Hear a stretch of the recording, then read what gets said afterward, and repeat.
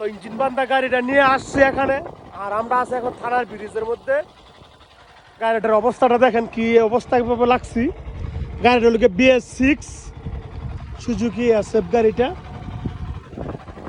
যে পিস্টনটা আমরা কাজ করছি, পিস্টনটা একটু জাম নিছে এই এর মধ্যে সিলিন্ডার ব্লক থেকে, তো তার কারণে ইঞ্জিনটা অনেকটা হিট হয়ে যেতেছে।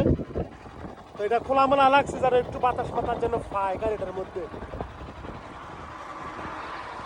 মোটামুটি আজকের ওয়েদারটা অনেকটা ভালো লাগতেছে, আপনাদেরকে একটু দেখাই। আর বিশেষ কথা হইল গিয়া এখানে থামার উদ্দেশ্য হইল গিয়া গাড়িটার একটু ঠান্ডা বাতাস খাওয়াইতেছে, যে ইঞ্জিনটা যত হিট হয় তো বাতাসটা খাওয়াই নেই, সাথে আমিও বাতাসটা খাই। এই বিধায় কিন্তু গাড়িটা এখানে নিয়ে আসলাম নিরিবিলি এলাকায়। দেখেন একদম ফকফকা, বেশি কোনো ঝামেলা নাই।